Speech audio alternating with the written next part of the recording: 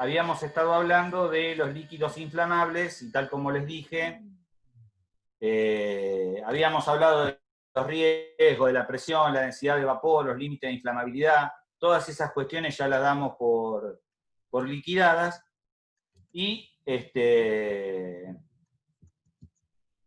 bueno, vamos a continuar hoy. Entonces, algunas de las ideas de los líquidos inflamables que nos presentan, cuando uno trabaja con ellos, la idea es minimizar el riesgo. ¿Cómo minimizamos el riesgo en las transferencias? Bueno, a ver,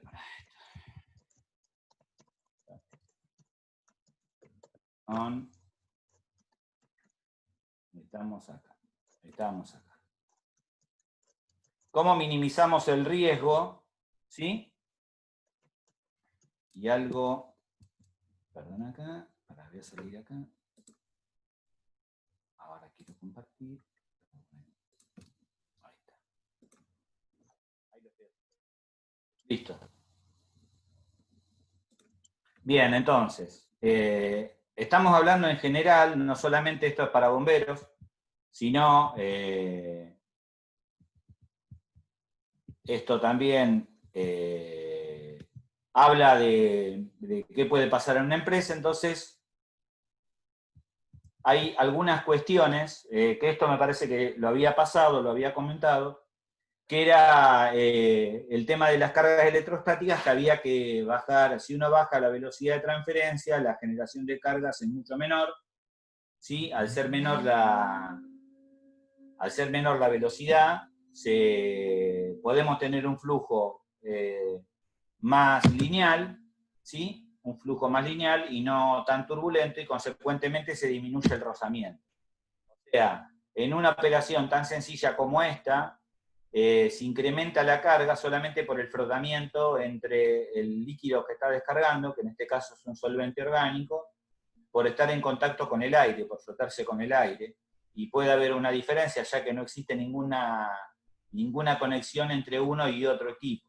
Esto mismo lo podemos ver acá, y acá vemos cómo esta paila, cómo este filtro, en realidad esto es un filtro, cómo este filtro está así conectado a tierra con todos los equipos que vienen allí. Bien. Hay algunas, bueno, para hacer esto controlamos la puesta a tierra, ya vimos lo de la continuidad. Un dato importante era evitar la propagación de derrames, porque atrás de un derrame de inflamable hay una alta evaporación, y atrás de la evaporación se viene la deflagración o la explosión. ¿Sí? Entonces, algunas maneras en algunos depósitos donde uno tiene muchos inflamables es el de mantener operaciones de limpieza rutinarias en rejillas ante eventuales derrames, y de rápidamente actuar en el control, ¿no? Aplicando absorbentes o recogiéndolo de alguna u otra manera para evitar que aumente la superficie, porque cuando aumenta la superficie un derrame de líquido, aumenta la evaporación.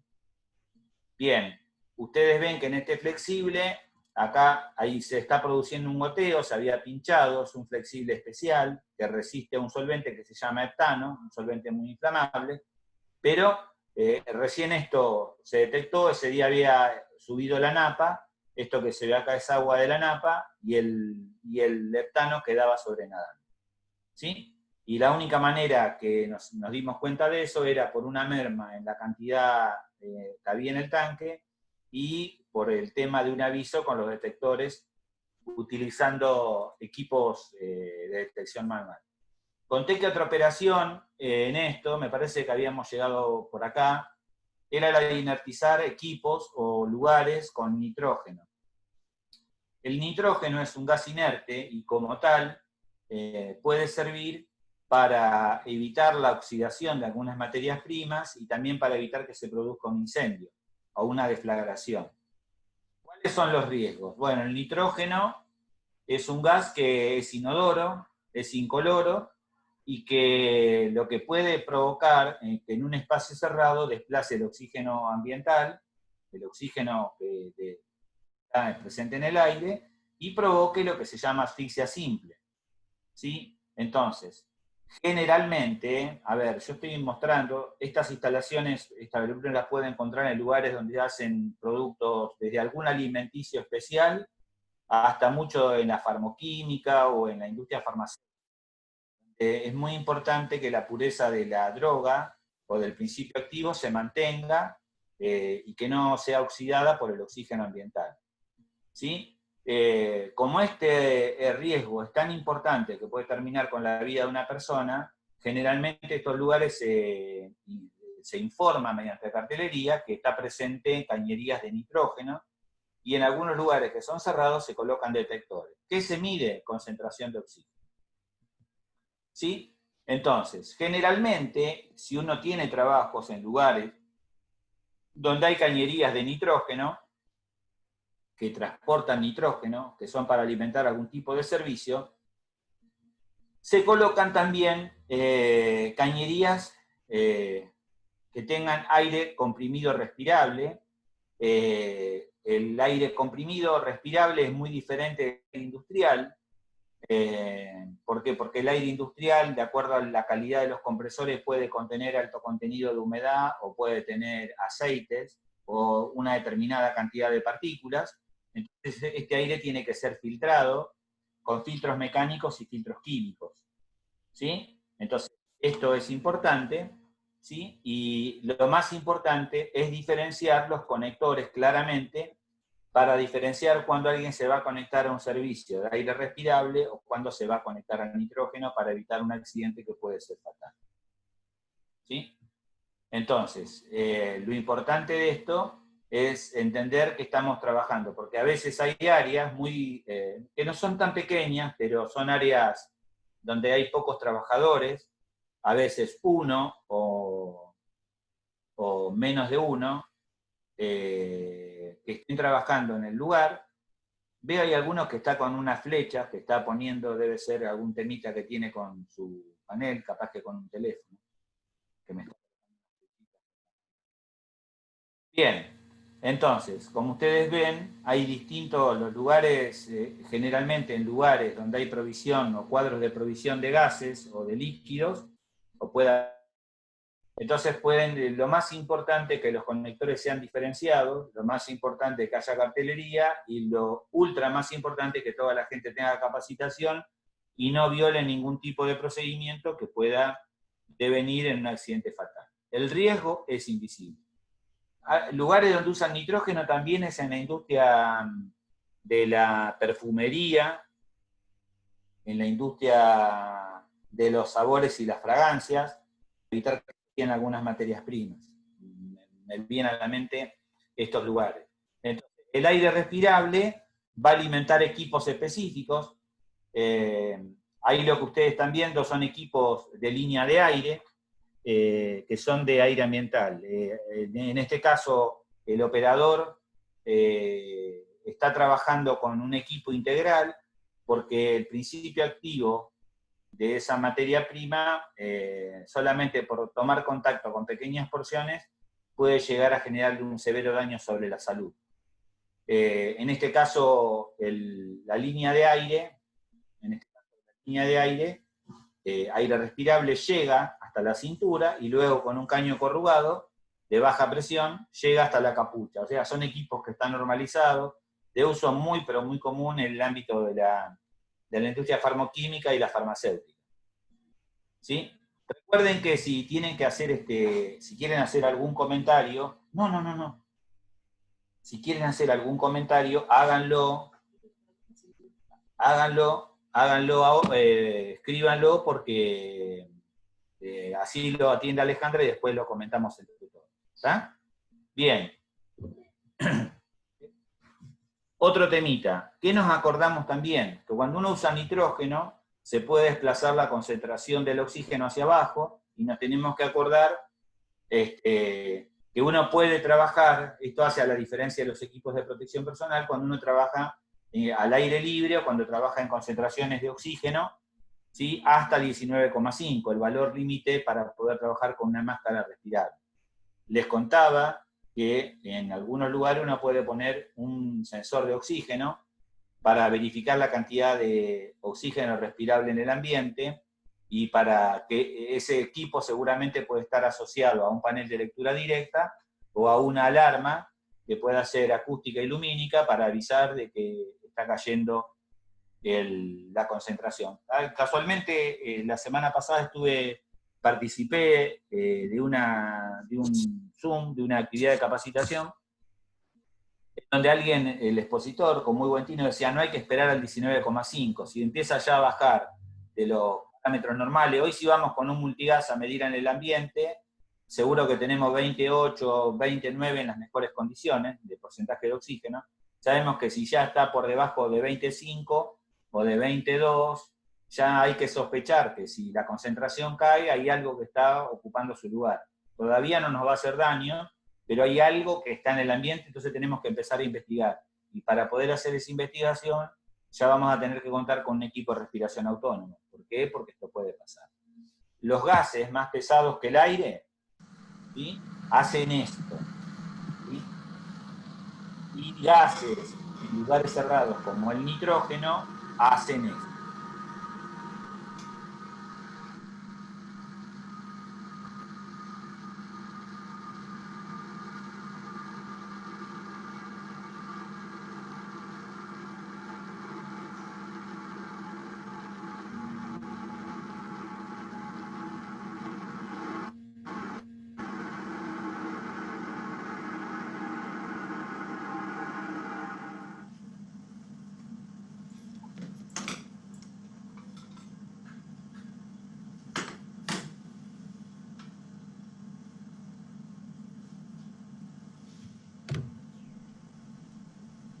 Bueno, como ustedes vieron, ¿sí?, el gas fue desplazando el oxígeno que estaba en el lugar, el ambiente era prácticamente, no presentaba ningún riesgo, si uno miraba adentro no se veía ninguna normalidad, pero si nosotros bajamos o entramos en un lugar cerrado a querer hacer una operación de rescate o algo así, seguramente podemos quedar tirado al lado de la víctima si no tuvimos en cuenta el ingreso con equipo de protección.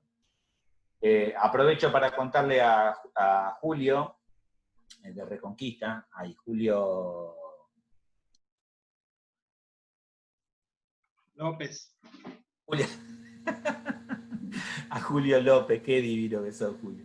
A Julio López, que me pasó porque obviamente el de los trabajos de emergencia uno se topa con que le toca medir un lugar que está a 20 metros de profundidad, o le toca medir a 15 metros, y la sonda tiene apenas si tiene 3 metros, la sonda de un multigas, de un MCA, por ejemplo, de cualquier otro multigas. Entonces, bueno, alguna técnica como para medir, y gracias, Julito, por pasar en esto, que lo vamos a aprovechar más adelante. Bien, no me salía, Julio. Otro tema importante era asegurar el tema de las descargas a tierra, esto lo hemos visto, es un flash, ¿sí? Esto era una transferencia por gravedad de un lado a otro donde no hay interconexión, ¿no? Están descargando desde acá para acá, ¿sí? Al carecer de interconexión de descarga a tierra, ¿sí?, favorece el incremento de esta carga electrostática. Y algo importante era que le decían, normalmente las tapas de los IBC a veces pueden quedar abiertas, y ustedes fíjense cómo se encienden las tapas de varios IBC, producto de que estaban parcialmente abiertas, ¿sí? Esto, obviamente, este incendio se va a ir al diablo, porque los incendios de inflamables son muy violentos, y al propagarse tan rápidamente, seguramente cuando uno llegue ya el techo está bajo, si es un techo metálico, cuando los bomberos lleguen, las cabriadas ya están en el piso y todos los IBC van a estar derretidos, su contenido va a estar disperso por distintos lugares, porque la producción de estos tipos de fuegos son tan violentos que generan este tipo de fenómenos, ¿no?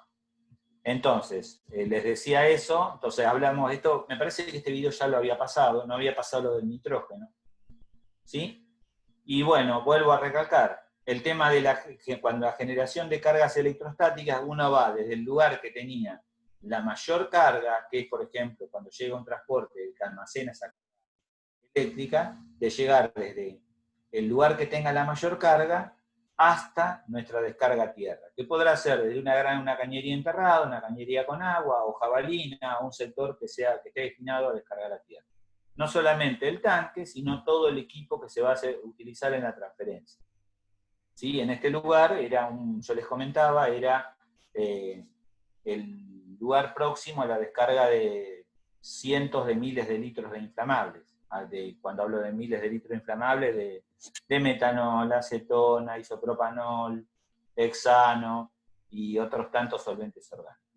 ¿Sí? Entonces siempre la operación se inicia desde el que tiene la mayor carga hacia la tierra, para que la chispa actualmente esté lejana al lugar de la descarga. Y les comentaba que me pareció interesante este video que me proporcionó Juan Pablo Baroto, que te quiero, en donde mostraba cómo en el transporte, cuál es la diferencia entre un transporte, ¿sí?, que no tiene rompeolas y cómo puede verse incrementado la cantidad, esos movimientos. Recuerden que los transportes van cargados a un 80% de su volumen. Consecuentemente hay una fase gaseosa que está en la parte superior y que toda esa fase gaseosa está constantemente con esos movimientos, ahí se están incrementando, ¿sí?, esa carga electrostática que genera ese movimiento, todo ese rozamiento que hay allí, y que eso se puede ver atemperado, ¿sí?, en el caso de contar con múltiples divisores, que son esos rompeolas que están allí. A veces hay, así muchas cisternas tienen características particulares, o sea, de que tienen más de un compartimento, entonces tiene varias cisternas para poder manejar. Debe ser inmanejable el tema de ir con un vehículo sin rompeolas. Bien, les contaba también que a veces uno transfiere inflamables en recipientes plásticos. Obviamente un recipiente plástico es imposible de poner a tierra, entonces como uno tiene esa imposibilidad, ¿qué hace? Coloca el pico de la descarga, el pico lo coloca a tierra, entonces ahí se asegura que no se generen esa acumulación de carga mientras uno está transfiriendo. ¿Sí? Y el otro tema importante que les contaba el otro día con el BIM, por ejemplo, estaban descargando, me parece que si no es metanol, es isopropanol o etanol, pero es un alcohol. Entonces, en el pico, ¿sí?, en el pico de la descarga, está la tierra. A veces, en algunos lugares, he visto cómo le ponen una pinza a la jaula del contenedor y obviamente no tiene ningún efecto de seguridad, al contrario. Es una falsa sensación de seguridad. ¿Sí? Y acá observábamos que desde el pico salía el conexionado, que iba todo lo que es el conexionado a tierra. Bien. Esto, no me acordaba lo del nitrógeno, si lo había pasado. Bien. Estas operaciones son muy rutinarias en lugares donde se usan muchos solventes. A veces, para que tengan una idea de la magnitud del empleo de solventes, a veces para hacer 1 kilo de materia prima de un principio activo en un medicamento, se generan 100 kilos de residuos peligrosos. Más o menos, para uno tener una idea de volumen, ¿sí? Y en eso han intervenido muchos solventes, porque a veces los solventes son el desecho de lo que queda para hacer un principio activo. Y estos solventes a veces se llevan a recuperar a plantas para que se los redestile. Entonces, bueno, en la operación de carga a los camiones hay que mantener la misma operatoria, que se hace con todos los equipos, ¿sí? Con equipos eléctricos o equipos, como ven acá, un equipo neumático, ¿sí? Operando en todo el alcance de los accesorios para lo que es la transferencia. Bien. Cuando hablamos de dispositivos para efectuar una transferencia segura, generalmente podemos tener 2 grandes familias. Equipos que son de accionamiento eléctrico y equipos que son de accionamiento neumático. Esto sí no lo habíamos visto. Entonces, con los equipos eléctricos, una condición que tienen que tener ellos es que todos sean intrínsecamente seguros y que sean antiexplosivos. Porque uno va a estar manipulando productos que son inflamables, o sea, tiene que asegurarse de que todo sea antiexplosivo, ¿sí? Entonces, la idea de esto es que nos aseguremos de que toda la operación sea segura. En cuanto a los equipos neumáticos,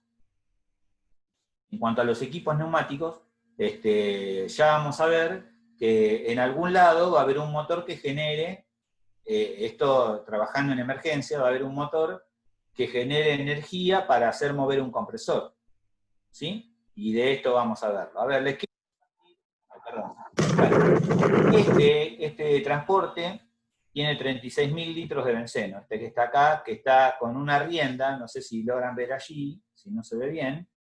Ahí hay una rienda que es que se está sosteniendo para evitar que se vuelque.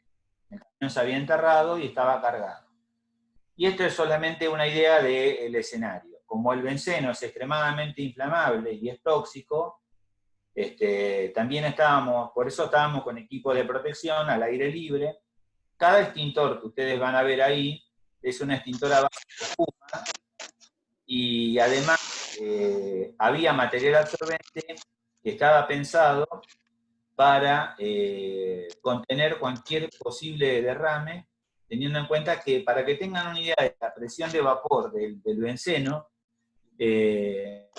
hasta que ajustamos un acople rápido, teníamos como un goteo muy pequeño, y cuando el benceno llegaba hasta la superficie del absorbente, el absorbente ya se quedaba seco, se evaporaba. O sea, ¿qué les quiero contar con esto? La presión de vapor que tiene el benceno es tan alta que no llegaba a recorrer 40 centímetros para llegar al absorbente mineral y se evaporaba. Bien.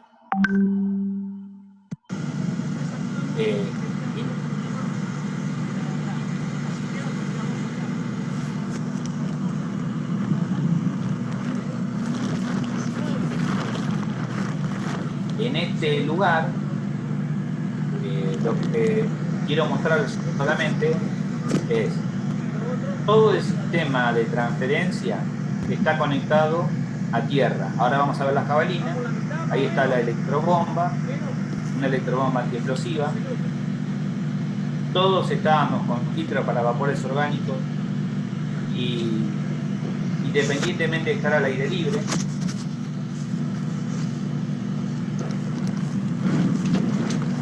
Y se ven las jabalinas que enganchan parte del sistema. Y se ven las bombas.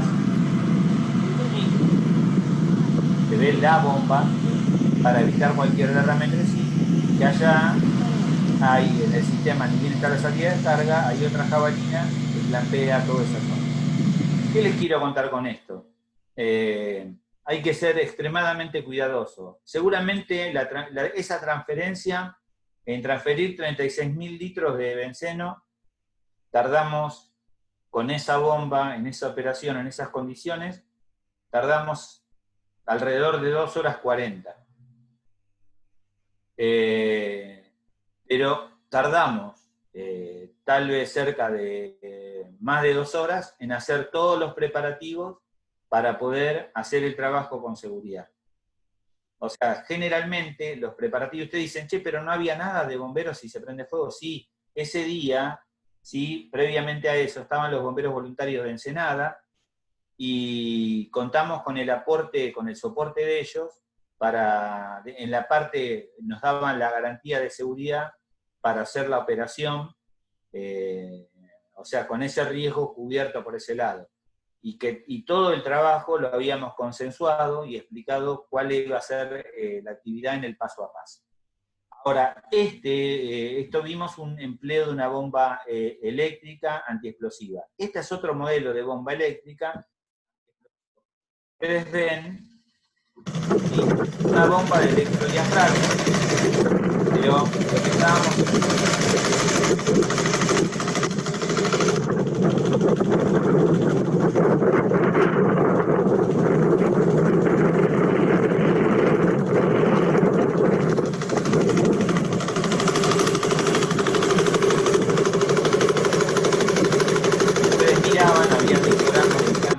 tóxico. Ese era un veneno que estaba solubilizado en metanol, era metamidofos, y teníamos los bidones, todos los bidones estaban en muy mal estado, y se habían roto unos cuantos en el interior de los contenedores, entonces tuvimos que transferir alrededor, en días sucesivos, cerca de 11 contenedores con esos recipientes, y obviamente, si ustedes no conocen, el metamidofos es un tóxico bastante peligroso, y que puede tener alguna serie de problemas sobre la salud de las personas. La verdad no nos pasó nada. Obviamente trabajamos, ustedes nos vieron, estábamos con una máscara filtrante, con un tóxico, pero estábamos al aire libre y elegimos la corriente de aire y todo lo que pasaba para poder hacerlo con seguridad. ¿Sí? O sea, ninguno come vidrio y uno se cuida de todo eso. Y les quería mostrar ahora una operación completa, algo un poco con más de detalle. Vimos una bomba eléctrica de una manera, una bomba eléctrica antiexplosiva de otra manera, y la idea de acá es un poco mostrarles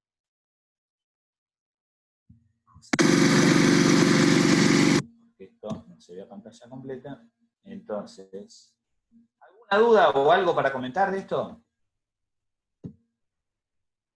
Bueno. Sí, Dani, ahí te pregunta Noelia si las masas pueden estar conectadas a una única jabalina. Bueno, nosotros en esa, a ver, un poco para Noelia, y le pido a cualquiera de los que está aquí, para que dejo de compartir. Sí, yo me hice la... Escuchá, Noelia, entonces, ¿qué pasa? Cuando vos agarrás, pueden pasar, las cosas te pueden pasar de dos maneras. Y vos contás con todos los fierros, o si no, no contás con ellos. Entonces, ¿qué es lo que te quiero decir?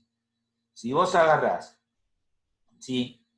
Como está, vos pensás que estás en una emergencia, no es en la casa que vos ya tenés una instalación hecha o en una instalación fija.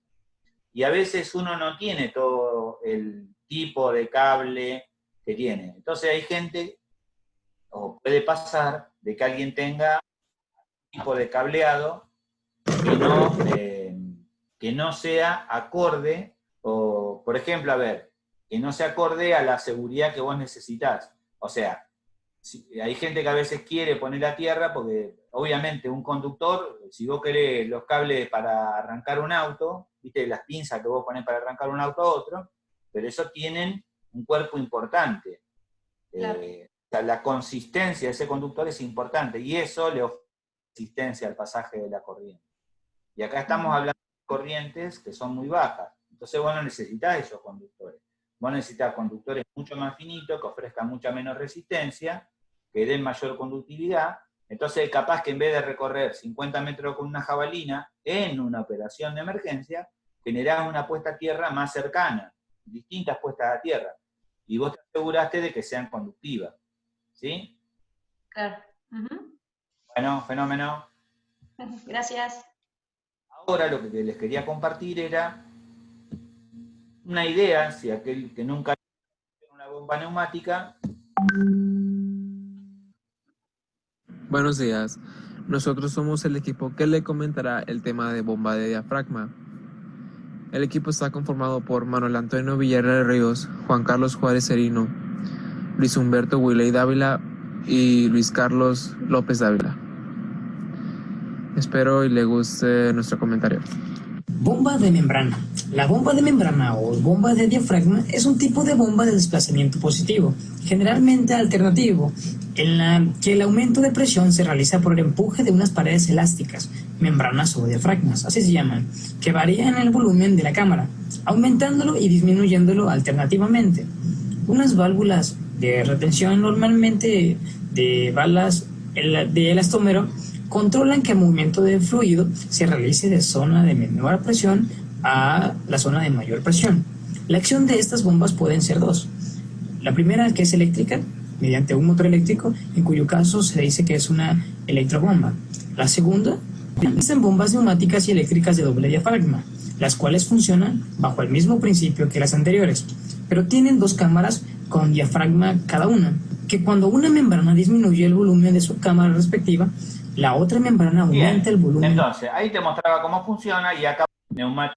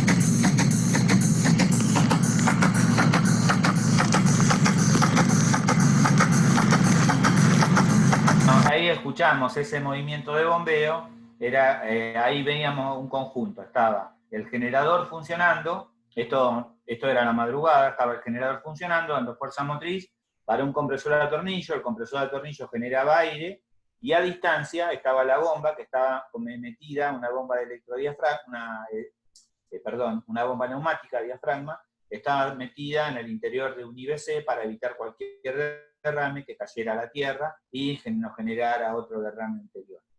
Entonces, ¿qué fue? Cuando uno piensa en esto, si transfiere inflamable, los productos químicos tienen esta particularidad, uno tiene que tener una serie de accesorios que sean los adecuados para poder transferir. Entonces, hay maneras de poder complementar el empleo de una bomba. Lo que ven ustedes acá, esto no dejan de ser nada más que pescadores para poder chupar, que tienen en la parte inferior o están tapados o tienen una serie de orificios que actúan a modo de reja, y todos tienen en la parte superior un tetón en donde uno engancha una protuberancia, donde uno engancha la puesta a tierra para después llevarla hasta el lugar donde uno la quiere descargar. Este otro accesorio, ¿sí?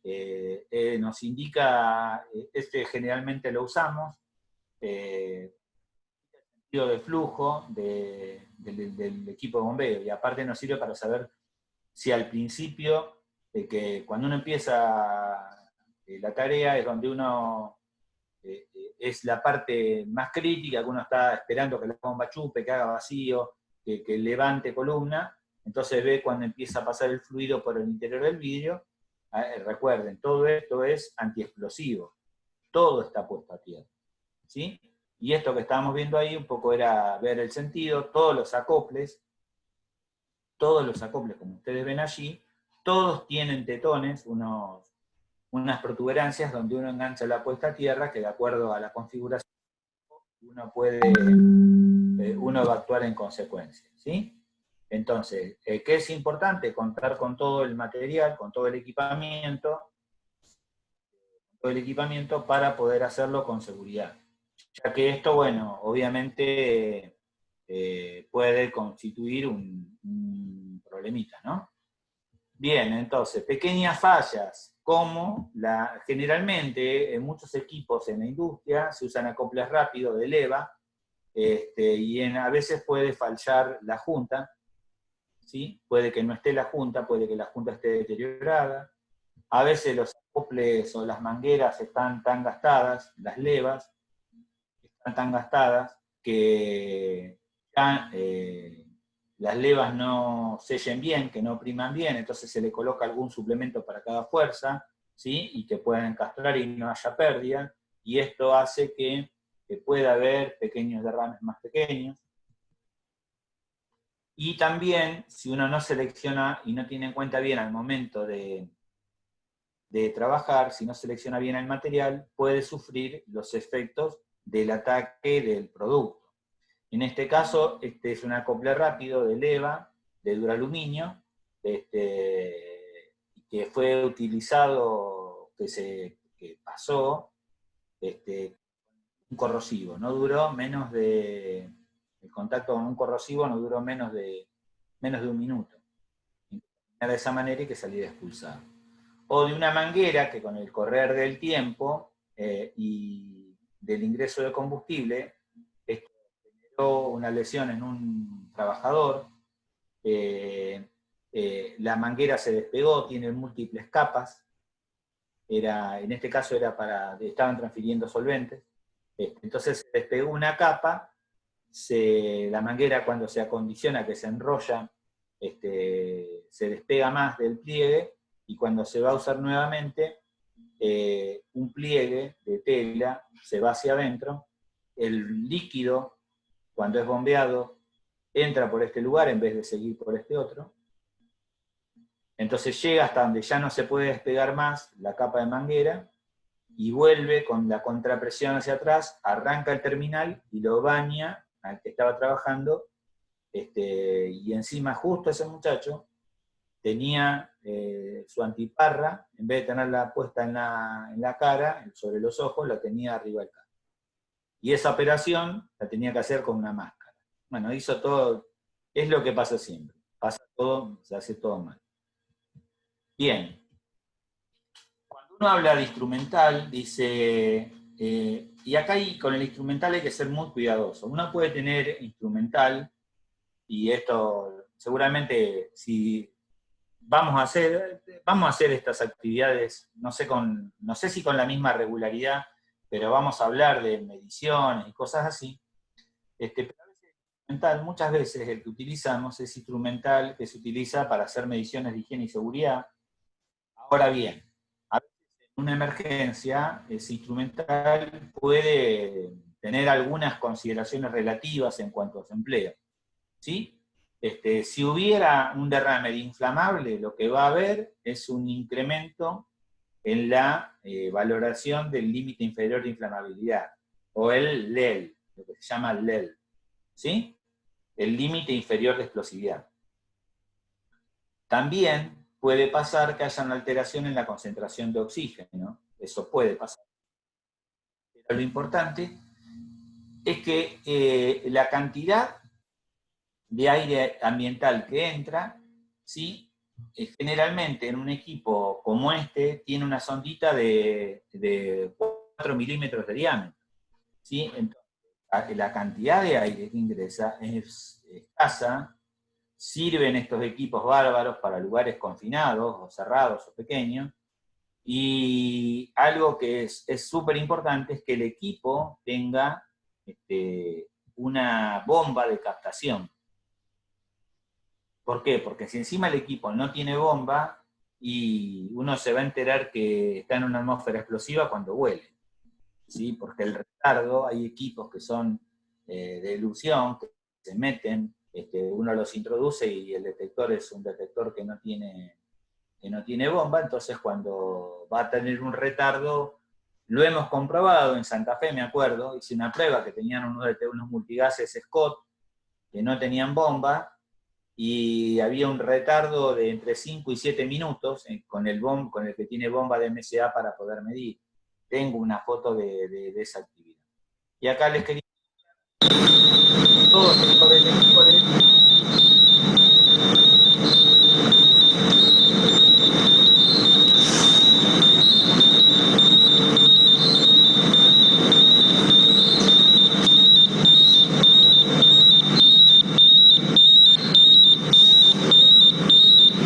Bueno, a ver, esta es la foto con el diario del lunes. Ya sabíamos que iba a pasar, entonces dijimos, bueno, vamos a aprovechar a filmar el multigaje. Entonces, bueno, sabíamos que iba a haber un poco de explosividad. Siempre estamos hablando del límite inferior de inflamabilidad. ¿Esto qué quiere decir? Que apenas estamos a un 5%. ¿Sí? Que es nada. ¿Sí? Es nada. Acuérdense que un equipo de estos, que está calibrado, en este caso el MSA, que está calibrado en pentano, ¿sí? Va cuando llega cerca del 100%, está llegando recién al límite inferior del pentano, ¿sí? O sea, esto uno tiene que ser claro cuando utiliza un instrumental. Y en este caso, esto lo podemos ver en una tarea normal, pero ahora esto ya no es una cuestión...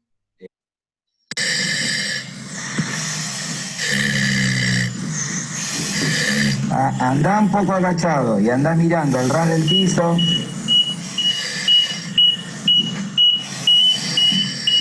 ¿Qué te da?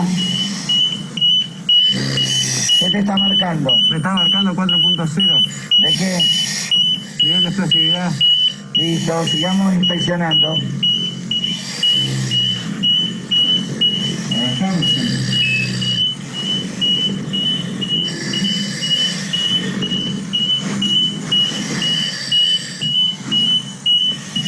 ¿Y dónde? Sí, son tubos. Abran bien la puerta. No tengo nada detrás. Un poquito y fíjate si puedo pasar.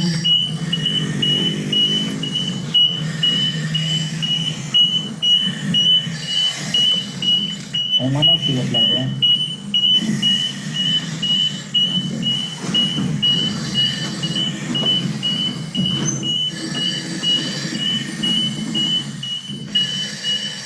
Abrí bien la puerta, no voy a tirar ningún tubo.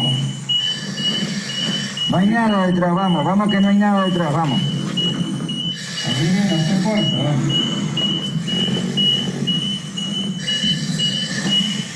Estaban parados.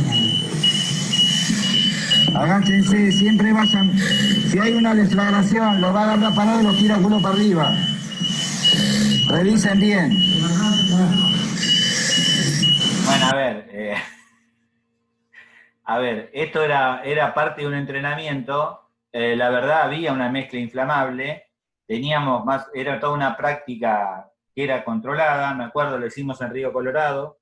Fue una práctica súper enriquecedora.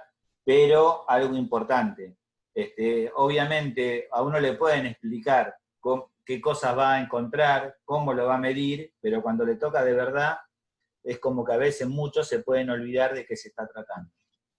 Es muy interesante hacer prácticas y también en un momento hay que comprobar que estas cosas funcionan adecuadamente. ¿Sí? Obviamente, para hacer todo esto hay toda una rigurosidad de empleo con los instrumentos, ¿no? O sea, básicamente los equipos tienen que estar aplicados, tienen que estar mantenidos, tienen que tener soporte técnico, pero bueno, no es lo que yo quiero hablar en este momento.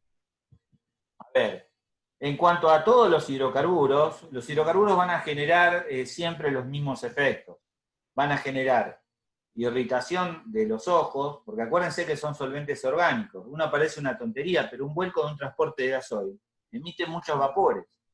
Esos vapores son vapores orgánicos que van a provocar un enrojecimiento seguro, si uno está mucho tiempo sin equipo. Y obviamente que uno, al respirarlo, se va a meter en problemas.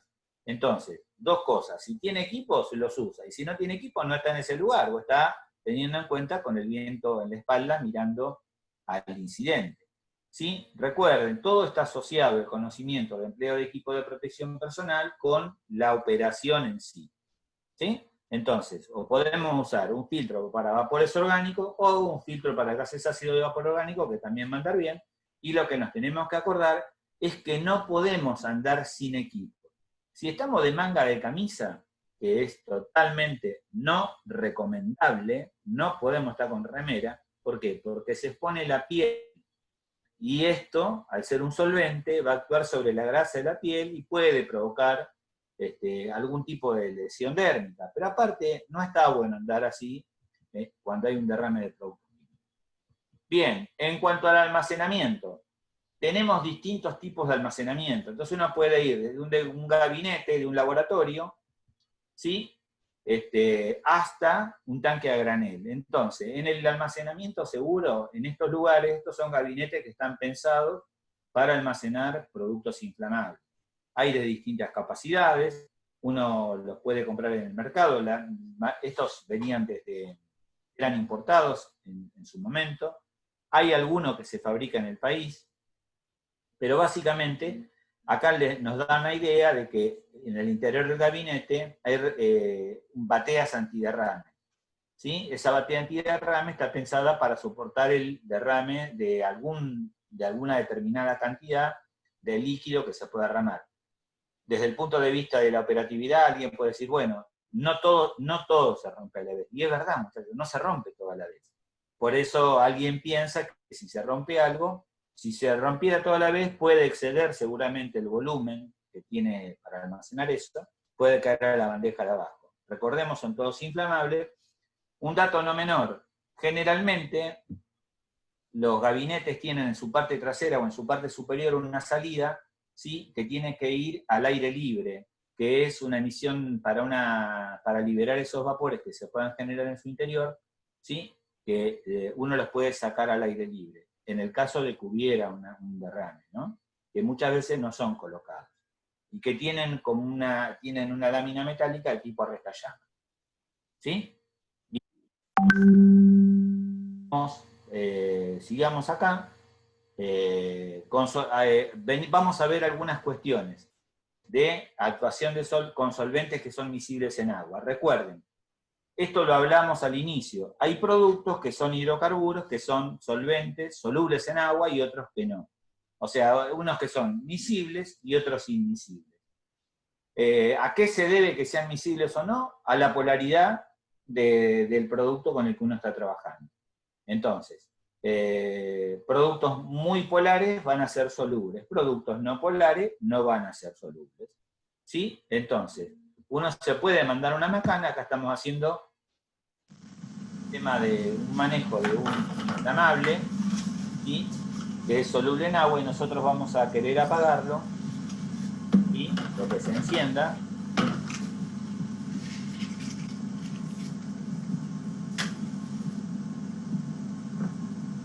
Estos son los vapores que se inflaman. Entonces lo que hace es le agrega, ahí vamos a hacer esto a escala, venimos con la de chorro pleno y le entramos a tirar, generamos un volumen de agua gigantesco, y ahí viene alguien que me va a decir, seguro alguno de los de Santa Fe, Carlito Canelo, alguno de ellos va a decir, pero Daniel, tenés que tener un lugar para que te mantenga. Esto es una experiencia práctica de laboratorio. ¿Está? Entonces, ¿qué hicimos ahí? El agua que se mete al ser soluble lo diluye, lo enfría y se va a extinguir. Muy por el contrario, ¿sí?, si aplicamos la misma técnica, ¿sí?, pero ahora venimos medio sin preparación, ¿sí?, y venimos tirando una gran cantidad de agua, podemos llegar con un producto que sea insoluble, que sea no polar, ¿sí? Y bueno, al ser no polar, el agua se mete por debajo, progresa el líquido inflamable por todos lados, y nos mandamos una que no la tapamos ni con el poncho de procesos. Bien, entonces estas son las cosas que puede pasar. Algo importante que pasa con los líquidos inflamables, esto, a ver, todo el mundo no es bombero acá, muchachos, los bomberos, ya, tranquilos. Entonces, ¿qué les quiero contar? Algo importante, uno sabe que en la teoría de extinción del fuego, el agua apaga por enfriamiento, y además, el agua pasa de líquido a vapor, se expande en una cantidad muy importante, cerca de 1700 veces. ¿Esto qué quiere decir? Que va en un incendio de inflamables, el agua se va a meter por debajo, y si está en un lugar cerrado, puede generar un problema. Entonces, algo que uno usa para comentar de los inflamables es esto que... If your chip pan catches fire, don't panic. Just follow these instructions. 1. Turn off the heat. 2. Run a cloth under a tap and wring it out. 3. Cover the pan and then wait until it's cooled right down. Don't try and move the pan, and whatever you do, don't throw water over the fire. The effects can be devastating. Bien, ese video me parece que es interesante, siempre lo comento cuando doy clases, que es interesante para entender varias cosas. El aceite hierve a una temperatura superior a 100 grados. El agua hierve a 100 grados, pasa de líquido a vapor. Y a su vez son inmiscibles. Consecuentemente, la sartén y todo el aceite está por encima de 100. Cuando el agua ingresa, se va hacia abajo, ¿sí? Entonces rápidamente pasa de líquido a vapor, y entonces hace un pistón de vapor que empuja el líquido inflamable hacia afuera, ¿sí? Y obviamente tiene más superficie y sale una bola de fuego y todos los que están ahí se van a quemar. Un poco el espíritu de comentar esto está bueno para entender a veces el comportamiento de los líquidos inflamables. También hemos visto que lo ideal, o no lo hemos visto todavía, lo ideal para apagar fuegos inflamables son las espumas, como vamos a ver más adelante. Entonces, no era el agua, ya lo hemos visto cuando nos mandamos esa macana, ¿no? Que se propagaba el fuego. La idea es que las espumas pueden estar en instalaciones fijas, en las empresas, o pueden tener carros con emulsor para generar espuma, o pueden tener instalaciones móviles. En este caso,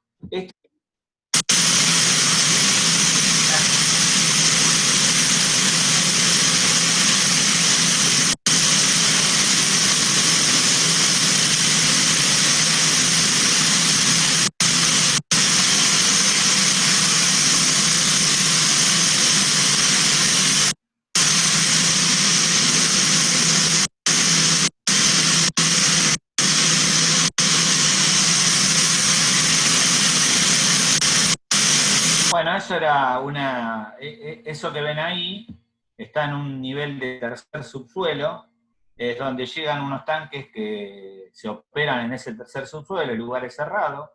Obviamente en ese lugar confluían alrededor de 120.000 litros de inflamables distintos, tanques de 30.000, de 20.000, de 15.000, de acetona, heptano, metanol, etanol, isopropanol, bueno, varios. Entonces, ¿qué pasaba? La espuma que ustedes ven acá, como ustedes conocen, hay espumas de distinto tipo. Se las caracteriza generalmente a las espumas por la expansión de la misma. En este caso, esta espuma es una espuma de baja expansión, es una AFFAR, ¿sí? Es una espuma formadora de película acuosa resistente a los alcoholes, ¿sí? Y era una prueba de ensayo con los rociadores. O sea, ¿cuál es el objetivo de este rociador? Que haga una película en toda la superficie del líquido que se puede almacenar. Entonces hace un sello de vapor y apaga un potencial incendio. Tal como les comentaba, se pueden tener carros de concentrado, y estos carros sí o sí tienen que ser usados. Como ustedes ven, esos no son bomberos profesionales, ¿sí? Son empleados que tienen los equipos que pueden tener. Tranquilamente, ellos podrían utilizar un traje de protección estructural o una cosa así, pero la idea en esa capacitación que estábamos haciendo, con un fuego interesante, era de que ellos convivan con sus equipos practicando cómo iba a ser la realidad. Y en este lugar, obviamente hablando de que una línea de espuma no tiene protección contra el calor radiante, por eso es necesario contar con una línea de apoyo para proteger a los que van a trabajar en ello. Estos carros normalmente están en las empresas, pero obviamente parece muy sencillo de usar, pero requieren el empleo combinado con otra línea de protección, ¿no? Algo importante, ¿sí? Si uno va a transferir inflamables, ¿sí? Tiene que prestar especial atención. Si van alguna vez, y cualquiera de los que está acá va a una empresa donde, por ejemplo, se hacen extracción de solventes, ¿sí? O se usan para extracción de solventes, mucho ahí en Santa Fe, en Córdoba, en estos lugares, bueno, cuando arranque algo de esto, y que se utiliza hexano, entonces hay que pensar que no solamente el inflamable está en el interior de los tanques, puede quedar en algún equipo que se haya utilizado, ¿sí? Como en este caso un filtro plata, que puede tener en su interior inflamable, y capaz que el equipo se te prende fuego y no está conectado para nada, pero está sucio, está con solvente, y esos solventes se van a evaporar. O sea, este es un dato de interés a no descartar los equipos que están sin alimentación, pero no sabemos si están sucios o limpios, entonces hay que tener muchísimo cuidado. Ese muchísimo cuidado, capaz que sacar el filtro de ese lugar y se termina el problema. ¿Sí? Bien. Pero ahora, ¿qué pasa con los recipientes plásticos en las emergencias que tienen inflamables? ¿Qué pasa? Eso que ven ahí no dejan de ser recipientes plásticos bidones de 7 litros. Como ustedes ven, estos bidones están todos derretidos. Al estar derretidos, aumenta la superficie de evaporación y ya no tienen algo que detenga la evaporación. Ya la presión de vapor que se pone en contra es la presión atmosférica, y estos, como tienen alta presión, se van a evaporar. Entonces aumenta el riesgo de deflagración. ¿Sí?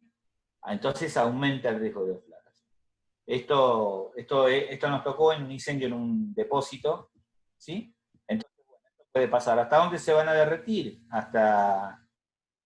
Generalmente hasta el nivel de líquido que podían tener esos recipientes. ¿Sí? O también a la medida que llegaban. Ahora bien,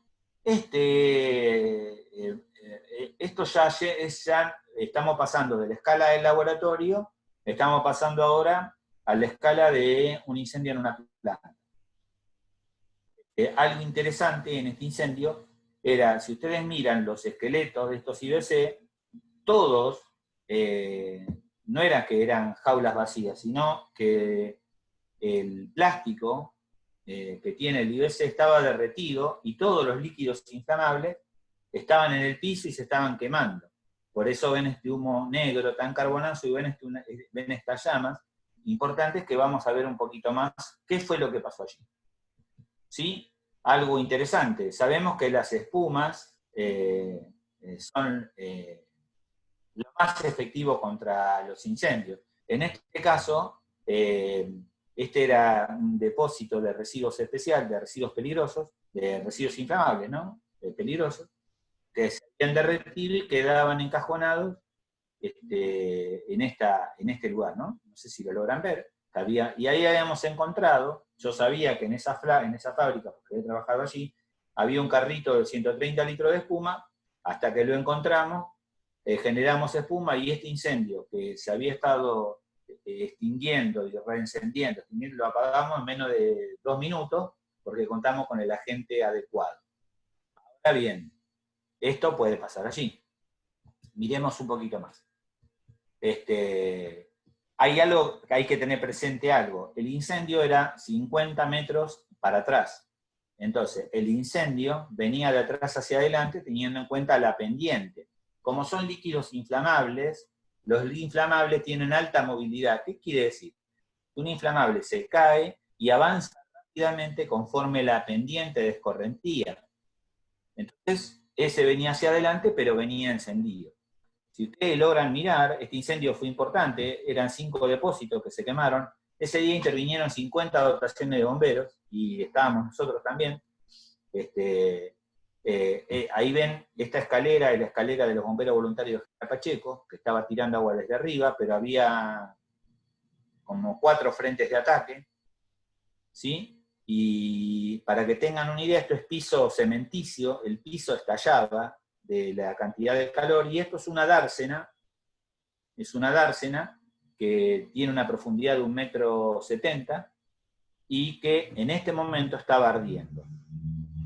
Vamos a ver, después a ver si se tiene otra visión. A ver, vamos a mirar un poco. Les contaba esto de la dársena, les contaba lo de la movilidad, y obviamente no había ninguna autobomba enfrentada para el lugar que venía el humo, obviamente, esto ya sabemos que hay que dejar lugar para tener en cuenta la dirección del viento, y la pendiente, y fundamentalmente la pendiente para evitar ser víctima del fuego, ¿no? Bien. Algo parecido a lo que pasó.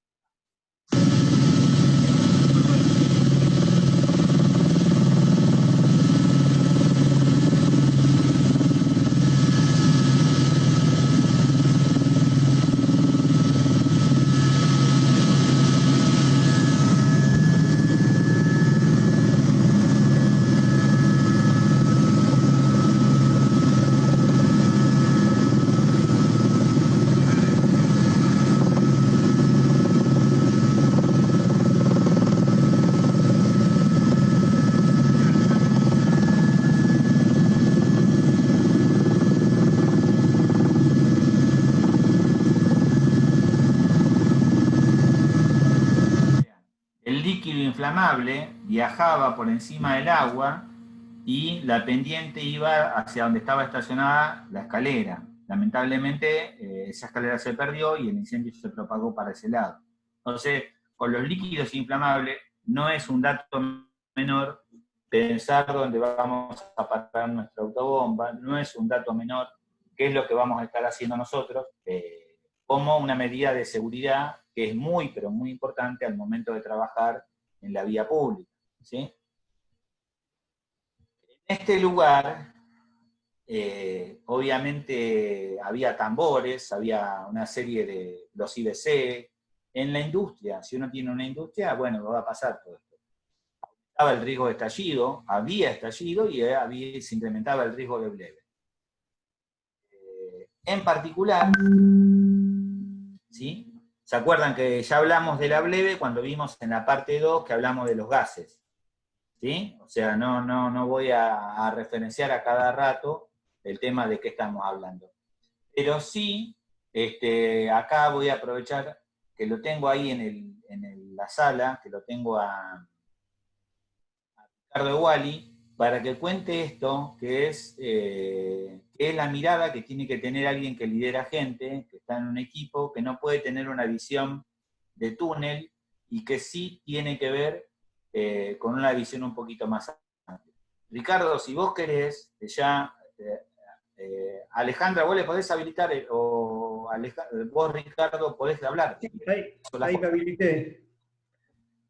Bueno, buenas noches a todos. Yo soy de casco blanco y traje caqui.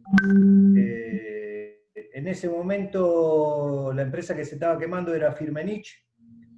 Del lado del fuego estaban todos los tanques y productos todo inflamable, y había dos líneas que estaban trabajando del lado del alambrado, del otro lado del alambrado donde estaba el incendio. Uno que es oficial empieza a ver todo el panorama y dije, esto va a estallar. Observando el movimiento de humo y observando ya las explosiones que se estaban produciendo, digo, no tienen medio de escape. Al no tener medio de escape, lo primero que dije, le mandé a este que estaba al lado, anda a buscarme una tijera de corte, ligero. Me trajo la tijera, empezamos a cortar el alambrado, sacamos el paño de alambrado y le dije a las dos líneas que desplacen para nuestro lado y que vamos a atacar de afuera del alambrado. De aquel lado era Firmenich y de este lado era una empresa que se llama Sancor. Bueno, en el momento que terminan de salir las dos líneas, vino el leve.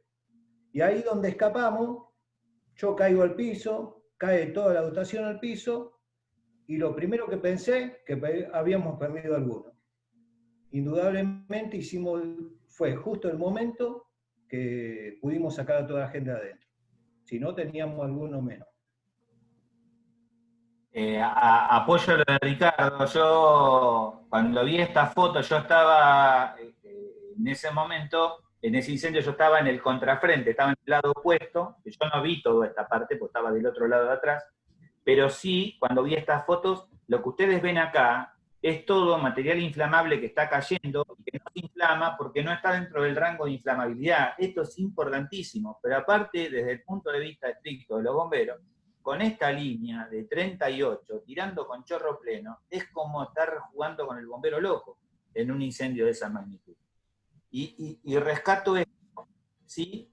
Donde uno tiene presente que la capacitación puede formarlo y lo hace ver al que está a cargo, que puede no tener accidentes fatales. Ojo, con el diario del lunes todos somos mejores, pero en ese momento no era el diario del lunes. El que lo vio, que fue Ricardo, fue en ese momento. Y él no lo hizo porque le salió de casualidad. Porque esto en algún momento lo aprendió. ¿Sí? Esto es cuando ya entra en el rango inflamable, toda esa bola de fuego que del material combustible ya entra en el rango de inflamabilidad y todo se prende fuego a la vez. O sea, me parece interesante. Esto es lo que pasa cuando hay un incendio de inflamables, cuando hay un incendio de productos entamborados. Estos eran tambores que estallaban, y me parece interesante compartirlo acá. ¿Sí? ¿Cuál es el extintor más adecuado? Obviamente la espuma, ¿sí?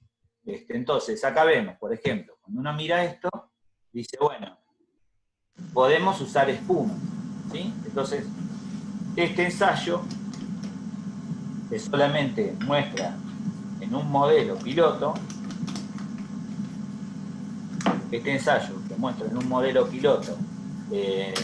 algo que cómo se queman los vapores, que con una cantidad ínfima, entonces dice, bueno, si alguien arroja espuma, esa espuma va a ser un sello, va a ser un manto que va a impedir el contacto con el oxígeno y por tal motivo se termina.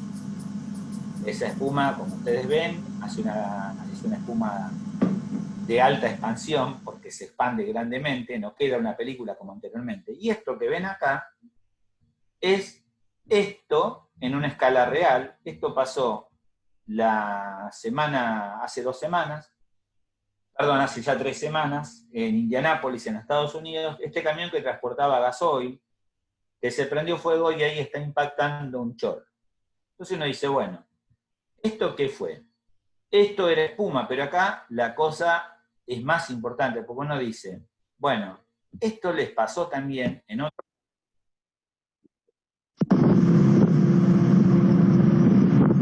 Entonces, un transporte de gasoil.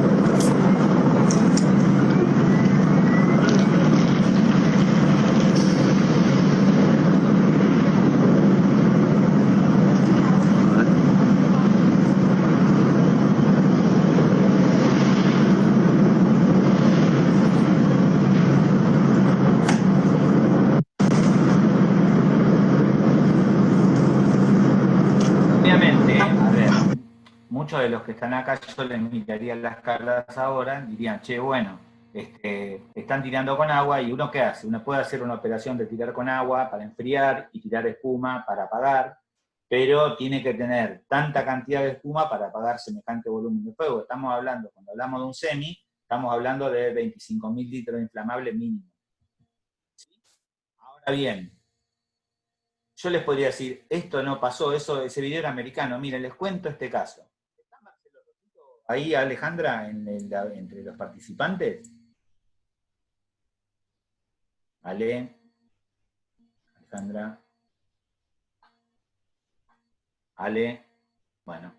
Bueno, les cuento. Esto pasó. Che, Marcelo Rosito no está, ¿no? No lo vi a Marcelo. Bueno, listo, no importa. Bueno, les cuento este caso. Esto pasó en la ciudad de Buenos Aires en la década del 80. Ahora, ustedes miren los equipos que tienen y los equipos que tienen acá. ¿Sí? Marcelo Rosito estaba en ese momento, ¿sí? Y es este que lo van a ver ahora. Perdón. Es este que lo van a ver acá.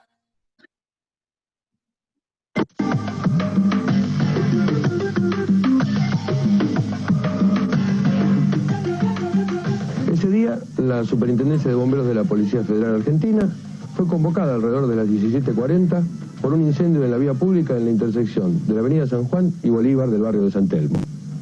La primera unidad que arriba al lugar, teniendo en cuenta las características del hecho, solicita los refuerzos inmediatamente, dándose cuenta que se trata de un cisterna que transportaba aproximadamente 20.000 litros de JP1, que se trata de querosén parafinado destinado a aeronaves jet. Una de las grandes dificultades con las que se enfrentaron los bomberos en ese episodio fue la realimentación permanente que se producía de combustible a través de la fisura del cisterna, lo que obligaba a hacer avances y retrocesos permanentes en función de lograr el ataque rápido del fuego. Felizmente no se registraron víctimas, tanto el chofer del cisterna como la gran cantidad de transeúntes que circulaban en ese día por ese lugar no sufrieron ninguna lesión. Luego de 1 hora y media de intensa labor, y con un saldo de 2 bomberos heridos, un traumatismo de pierna y un principio de intoxicación, se logró la extinción total del siniestro. Una vez extinguido el fuego, fue necesario, y durante bastante tiempo, lograr el enfriamiento total de la estructura para evitar una reignición, porque el combustible estaba bastante caliente después del incendio.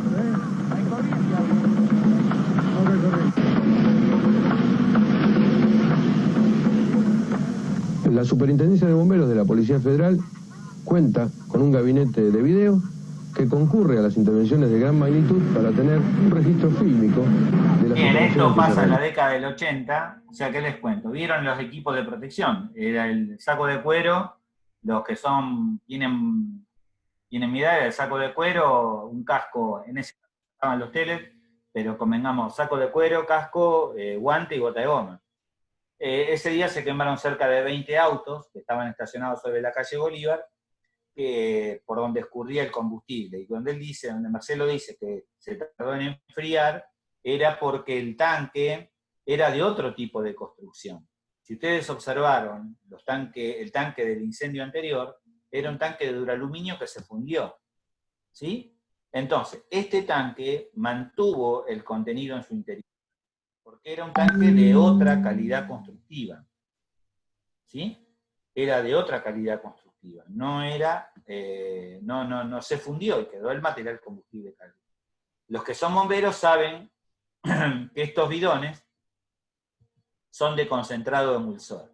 Y acá viene esta pregunta que uno se debería hacer.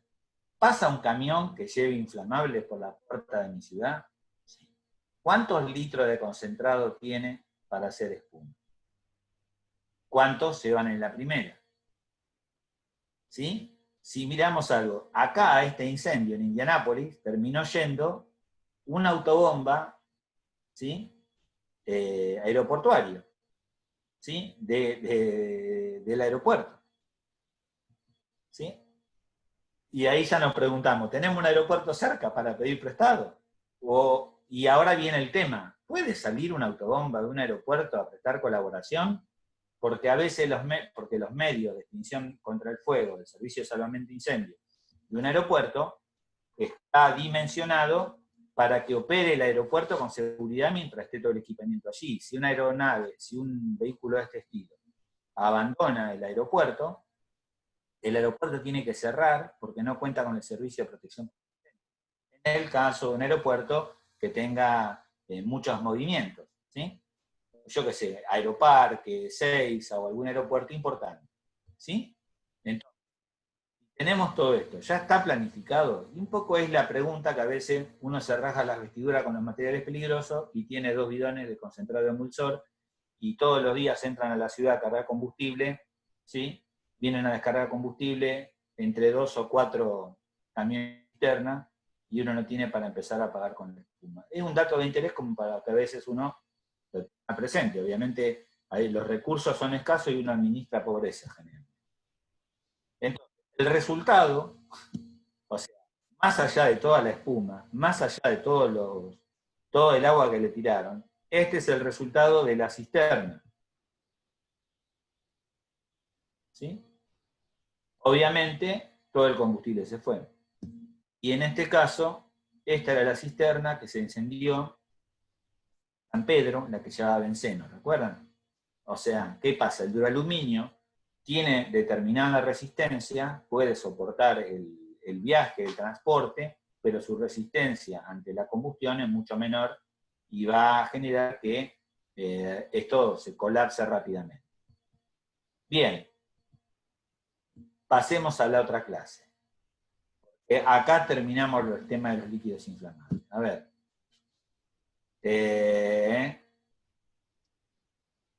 Ricardo, ¿algo más para acotar del tema de lo del incendio ese, del asunto de los bomberos? No, cuando son líquidos inflamables siempre hay que estar muy, muy atento, porque el líquido inflamable no se sabe qué puede llegar a pasar. Indudablemente uno puede estar asegurado que ya tiene todo extinguido, como pasó en Vicente López, en el incendio de la Química Norte. Estaba toda una capa de espuma cubriendo todo el líquido inflamable, sin incendio, ni una gota ni un peguito, nada. y una línea de enfriamiento de un camión que había quedado adentro, tocó la espuma, se inflama todo de nuevo y quedaron, bueno, en ese incendio 2 bomberos heridos, quemados, y otros 4 que salieron expulsados.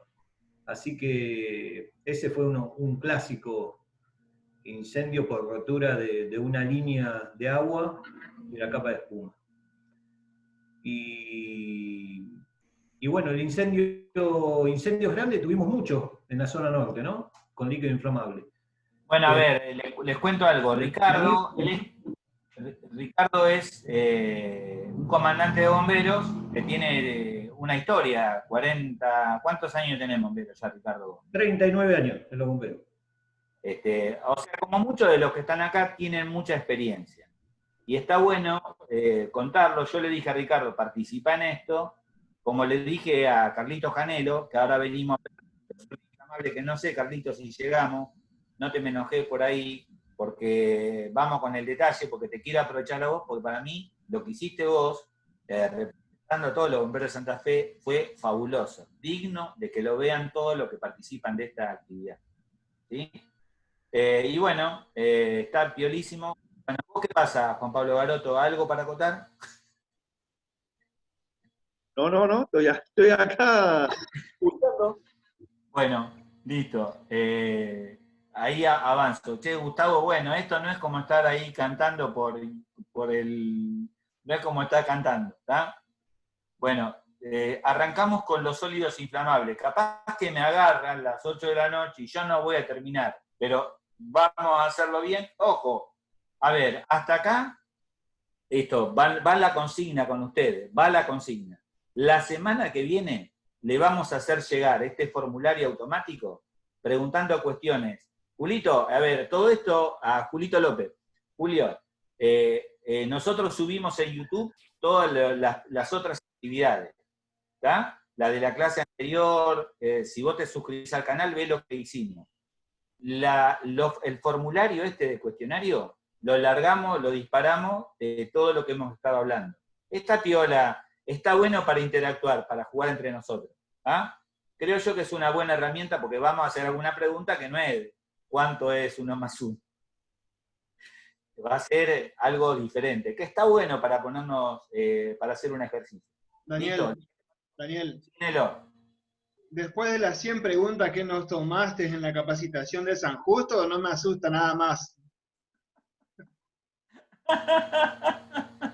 Bueno, listo. Ya estamos con otra cosa. Bueno, espero que no se aburran con esto. Bueno, listo. Vamos con los sólidos. Listo, ahora vamos a estar con esto de los... A ver, estamos... No, esto me equivoqué.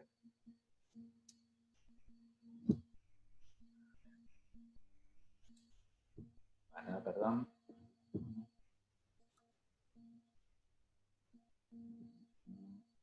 Operación con sólidos inflamables.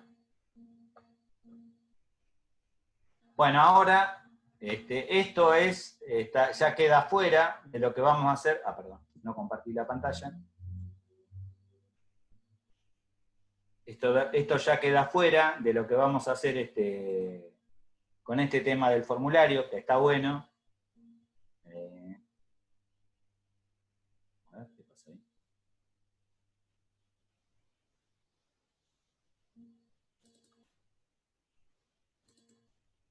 Bien, ahí están viendo la pantalla, ¿no? ¿Melo? No, Dani.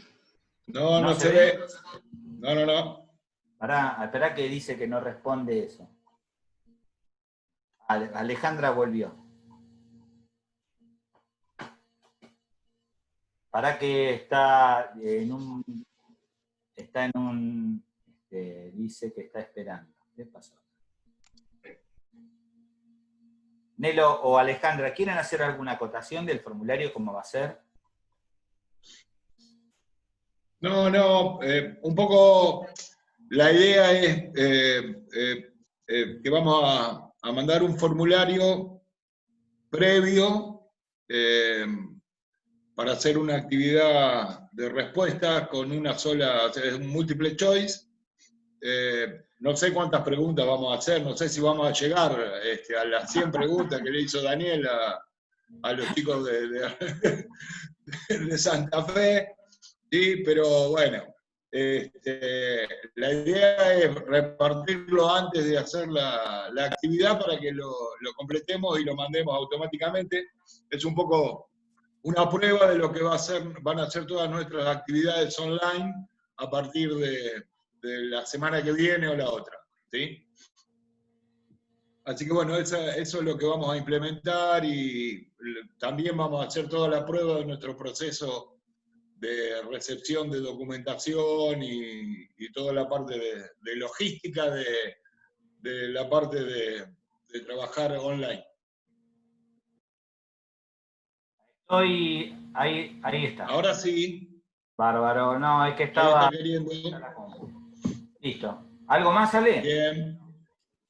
Bueno, entonces ahí en el chat compartí los links de nuestras redes sociales. Está el link de YouTube, que es donde están subidos todas las charlas anteriores, para que los tengan ahí a mano. Nuestros canales de comunicación. Entonces, a ver, a modo de transferencia, ahí hemos hablado de los líquidos con características de equipo de bombeo que son intrínsecamente seguros eléctricos o neumáticos para poder transferir, o la combinación de electroneumático para aquellos casos que tienen un accionamiento de ese estilo.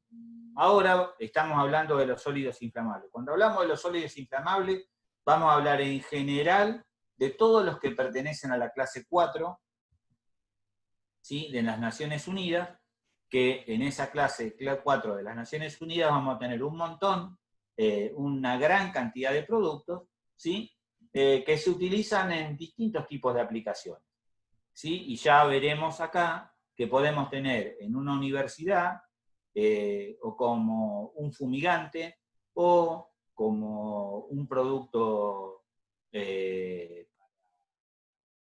generar un gas para poder soldar.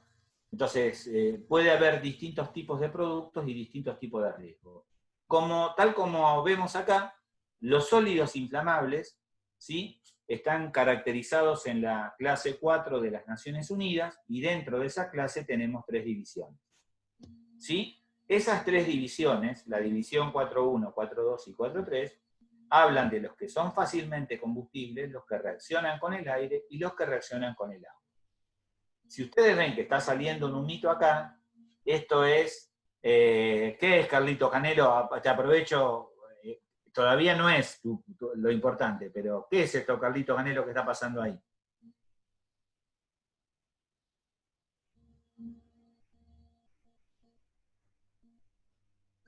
¿Es audio? ¿Me estás escuchando?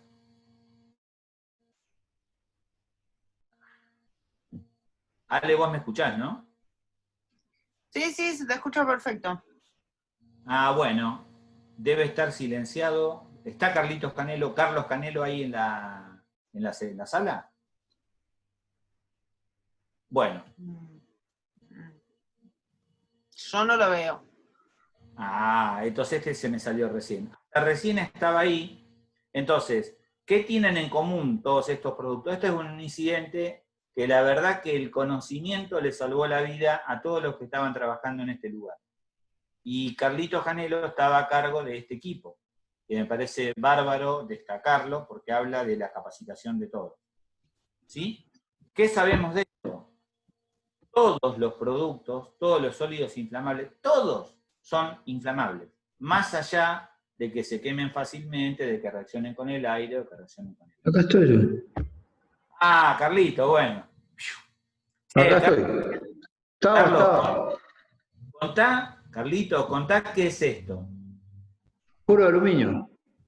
El camión tenía todo tipo de carga de productos químicos. Una de las cargas, en gran cantidad, eran botellas de fosfuro de aluminio, que se habían prendido fuego los contenedores, reventaron por culpa del aceite mineral que habían explotado en los tambores de 200 litros, y todo el terreno alrededor del camión estaba disperso de fosfuro de aluminio.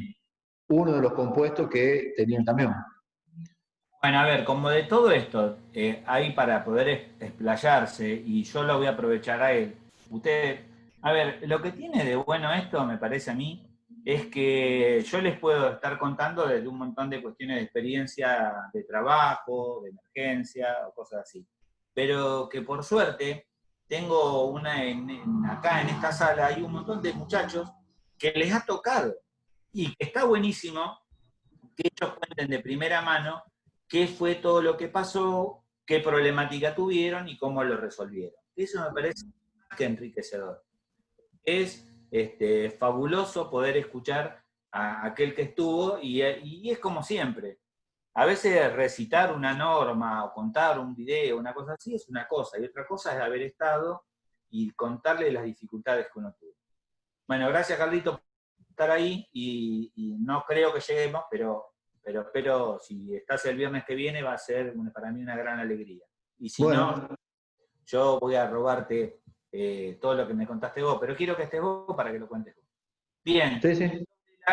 Los sólidos fácilmente combustibles, que son los de la división 4.1, ¿sí? Además de eso, además de ser fácilmente combustibles, pueden venir de diferentes formas. Uno de ellos puede ser el azufre, o puede ser el carbón. En este caso en particular, el azufre puede venir de distinta manera, ¿sí?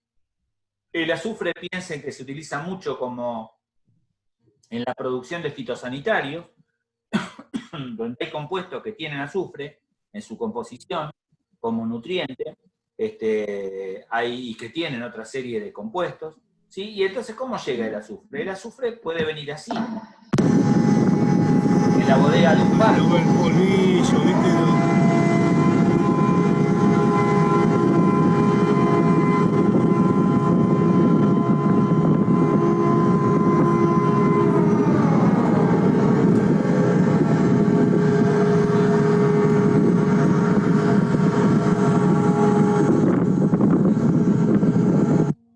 Y esto tenía ese viento.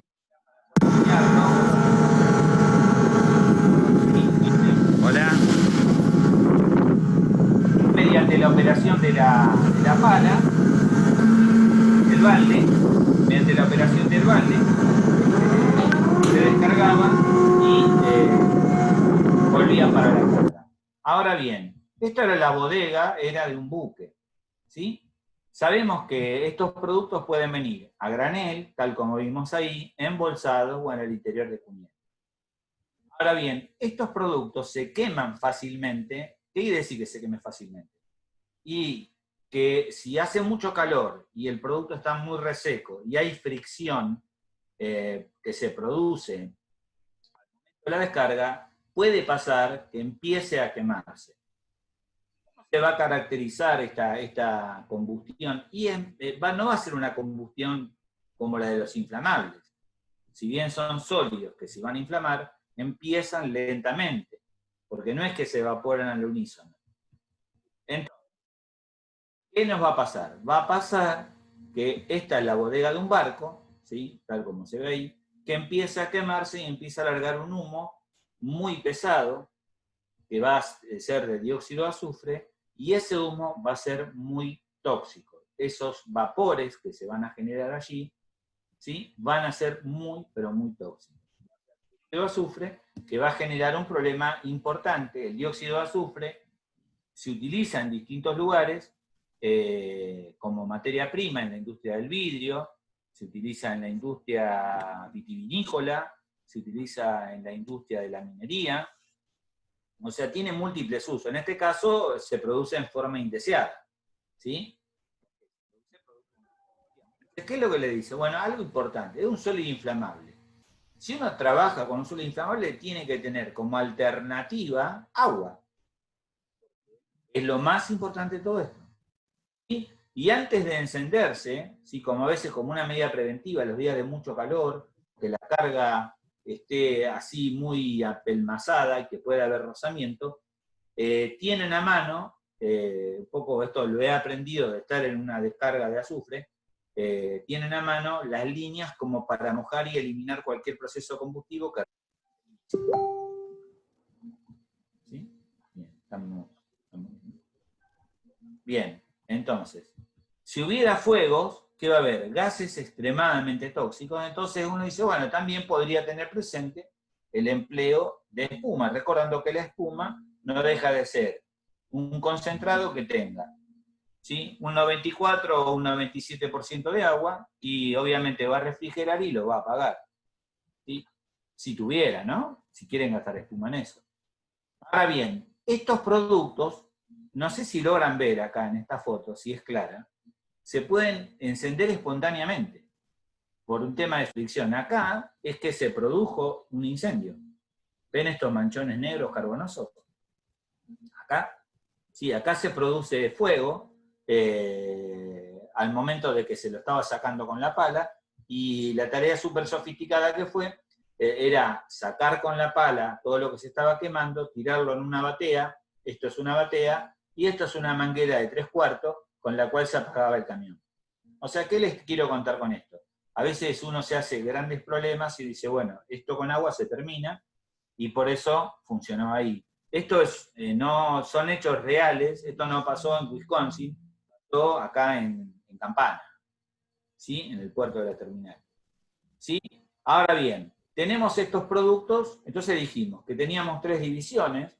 Dentro de las divisiones están los que se queman fácilmente, que es la división 4.1, los que se queman en contacto con el aire, la división 4.2, y generalmente estos productos que reaccionan con el aire y vienen aislados del aire. ¿Y cómo se los aísla del aire? Distintas técnicas. Pueden venir en recipientes metálicos, en el interior de bolsas de polietileno, a las cuales se les saca todo el aire. Puede venir en un recipiente metálico sumergido dentro del agua para evitar el contacto con el aire, por ejemplo el fósforo. ¿Sí? En este caso, este producto que es súper reactivo, se usa mucho en la industria textil, el hidrosulfito de sodio, es un producto pulverulento, en estado sólido, ¿no?, producto del sodio, ¿no? Y que es tremendamente reactivo, es terrible. Nosotros tuvimos una emergencia con hidrosulfito y tardamos una vida en poder liquidarlo. ¿Sí? O en este caso, son recipientes, son tambores de 200, que contienen fósforo, o sea, viene el fósforo sumergido en el interior de estos tambores, acá hay agua adentro, y el fósforo viene como una tiza sumergido, o sea, la tiza está con una camisa de agua. Y tuvimos un incidente, en el momento que yo estaba en la Brigada de Riesgos Especiales, tuvimos un incidente en la terminal Buenos Aires, con un contenedor de fósforo, y el que se rompió fue el último del fondo. Imagínense, todo invadido de humo, todo esto, y esto, la camisa era de agua, ¿qué teníamos que hacer? Reponer el agua de la camisa, nada más que eso. A ver, también, estos productos pueden venir en grandes contenedores, ¿sí? Contenedores de 24 toneladas, un contenedor de 24, un isotanque, como ven acá, que lleva este número 446, o en el transporte que lo podemos tener. ¿Sí? A ver, ¿cuál es? 22. Bueno, termino con esto, con esto de acá. A ver, ¿qué nos está diciendo 446? ¿Quién le comenta al resto el significado de ese código de riesgo? Cualquiera. Sólido altamente inflamable. A ver, vamos que tiene un nombre. Sólido, perdón, tóxico. A ver, que genera gases tóxicos. 446. Es un sólido que genera gases tóxicos. Pero dice, sería 46. Muy inflamable que desprende vapores tóxicos. En contacto con el aire. Julio, bueno, les cuento. ¡Qué capo! Ahí alguien lo buscó. Está buenísimo. Pero está para eso, es un sólido pirofórico. ¿Sí? Este es el único que anda escapando a la regla, que es el caso del fósforo, cuando anda, que está disuelto en agua, que es una una estrategia de transporte para achicar el riesgo. Pirofórico, ¿está? ¿Sí? Bien. Entonces, cuando se pone en contacto con el aire, lo que hace es, si es sólido, empieza, como ven que es sólido, que está así en una solución, cuando pierde la camisa, ¿qué hace? Empieza a calentarse y empieza a fugar por donde está la rotura. Al fugar, aumenta la superficie. Al aumentar la superficie, aumenta el fuego. Y la generación más importante de vapores que son tóxicos. Te dando más el aire. Miren los vapores. Dejá de respirar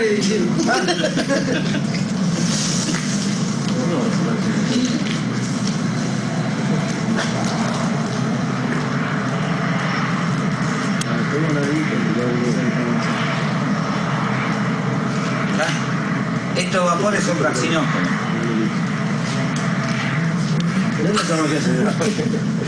Esto está para hacer un asado. Miren qué rápido, con qué poquito. Podemos conseguir aprender. ¿Qué acciones de emergencia se plantean? Perdimos la camisa, perdimos la aislación, metele agua. ¿Llegaste en el momento del incendio? Metele agua. Protección respiratoria, los gases son muy tóxicos. ¿Qué medida base? La temperatura de los recipientes va a ser bastante, pero bastante importante. ¿Qué es lo más importante? Reponer la capa de agua. Y si todavía esto no te llegó, pedir refuerzo porque te va a hacer falta mucha agua. ¿Sí? Si hay mucha agua, no hay fuego. A ver, me falta la condición 4.3, son las 20.03. A ver. Para que... Dejo de compartir. A ver. ¿Cómo están? Gustavo Arecio dice, basta por hoy. Qué capo. Bueno, los sobrevivientes, todo bien. Todos los que están acá sobreviviendo. A ver, un teléfono, por favor, para contactar a Daniel Méndez. ¿Viste quién es? Bueno. A ver, el día viernes de la semana que viene, la primera actividad que hacemos es la del formulario. ¿Está? Carlitos, espero que estés el día que viene. Para hacer esto, quiero que lo cuentes vos. La verdad que está buenísimo esta intervención. Bueno. Esta intervención habla a las claras de la capacitación que tienen los bomberos de la provincia de Santa Fe, de la cual no dejo de sacarme el sombrero cada vez que lo menciono. ¿Por qué? Porque ese día pasó eso en un lugar que se llama Cluselas, o Clusellas. Clusellas. Bueno, yo no tengo ni idea dónde queda Clusellas. Aprendí a conocer, ¿cómo es? San Martín de Coba cuando fui al pueblo de Carlitos. Reconquista cuando estuve por ahí.